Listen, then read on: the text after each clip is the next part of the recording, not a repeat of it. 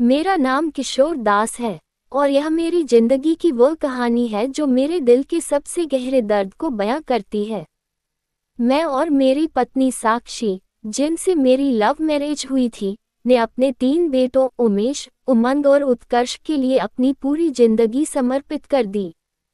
हमने मेहनत से यह घर बनाया, बच्चों की परवरिश की, उनकी पढ़ाई लिखाई का खर्च उठाया और उनकी हर ख्वाहिश पूरी की।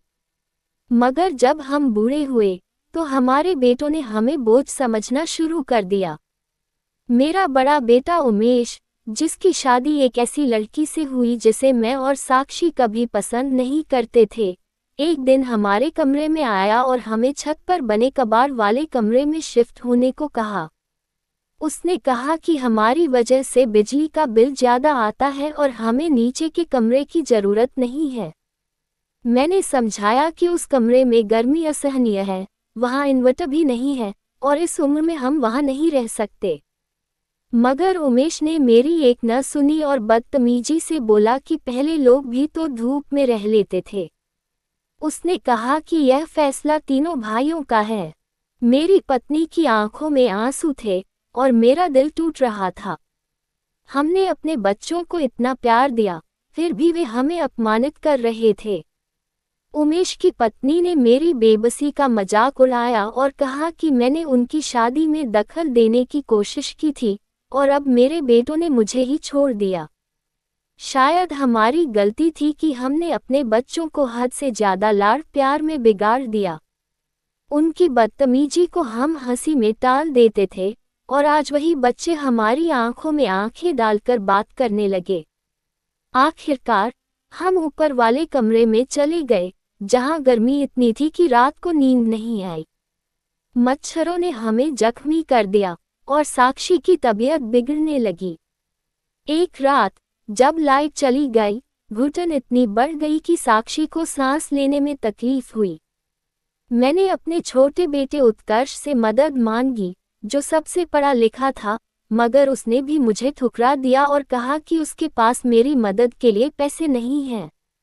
मेरा दिल टूट गया। मैंने और साक्षी ने फैसला किया कि अब इस घर में हम और नहीं रह सकते। हम सड़क पर निकल पड़े, बूढ़े और बेसहारा। साक्षी की तबीयत और बिगड़ गई और वह सड़क पर गिर पड़ी। उसके मुंह से खून बहने लगा। मैं चिल्लाने लगा, तभी एक अनजान लड़का, कार्तिक, हमारी मदद के लिए आया। उसने साक्षी को अस्पताल पहुंचाया, मगर मेरी बदकिस्मती की साक्षी ने दम तोड़ दिया। मैंने उमेश को फोन किया, बताया कि उसकी मां नहीं रही, मगर उसने ठंडे दिल से कहा कि वह मीटिंग में व्यस्त है। मेरे सब्र का बांध टूट गया। कार्तिक ने साक्षी का अंतिम संस्कार किया और मुझे अपने घर ले गया। उसने मुझे अपने पिता की तरह माना और मैंने उसे बेटा। बाद में पता चला कि मेरे बेटों की जिंदगी बिखर गई।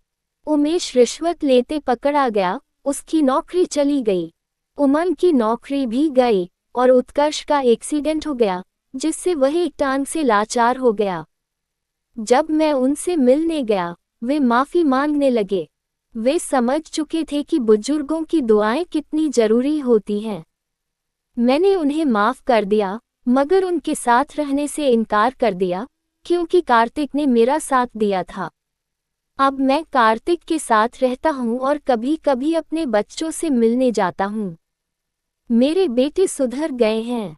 ये कहानी हमें सिखाती है कि बच्चों को प्यार दो, मगर हद में रहकर, और बड़ों का आदर करो, क्योंकि जो जैसा करता है वैसा ही भरता है। तारांकन। तो दोस्तों, अगर यह कहानी आपके दिल को छू गई तो हमारे चैनल को सब्सक्राइब करें, लाइक करें और नोटिफिकेशन बेल दबाएं, ताकि ऐसी भावनात्मक कहानियां और टिप्स सबसे पहले आपको मिलें। भावनात्मक टिप: अपने माता पिता का सम्मान करें, उनकी दुआएं आपकी जिंदगी को रोशन करेगी। और बच्चों को अनुशासन सिखाएं, ताकि वे बड़े होकर आपका सहारा बने।